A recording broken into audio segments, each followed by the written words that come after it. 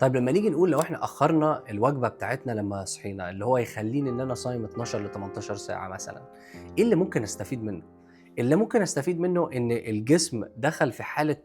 تركيز، هو بيتعامل مع آخر حاجة اديتها له، بيتعامل مع الحاجات الوحشة كمان، أي حاجة تالفة هيحرقها وياكلها ويتخلّص منها، ودي حاجة مهمة جدًا بالنسبة لك. السكر في الدم موزون بالجسم، الجسم بيرفعه وقت ما يعوز، الهرمونات فيها بالانس، أنت مركّز لإن جسمك مش مشغول بإن هو يضخ دم في المعدة، ما عندكش انتفاخ، الجسم بيحرق دهون طبعًا لإن خلاص هو دخل في مرحلة إن هو يقدر يحرق دهون، فيبقى عندك الكيتون بوديز اللي هي بتبقى لمّا تنتج وتبقى موجودة عندك في الجسم، المُخ بالنسبة له الكيتونز دي وقود نضيف. هل ده معناه إن أنا لازم أعمل كيتو بقى عشان أعلّي الكيتونز؟ لأ، مش ده اللي إحنا بنتكلم عليه خالص، إن أنت محتاج سكر، هي الفكرة أنت الجسم تدّي له إيه، إمتى وتاكل إزاي عشان تعرف تتعامل معاه بذكاء، لإن هو فاهم أكتر منك.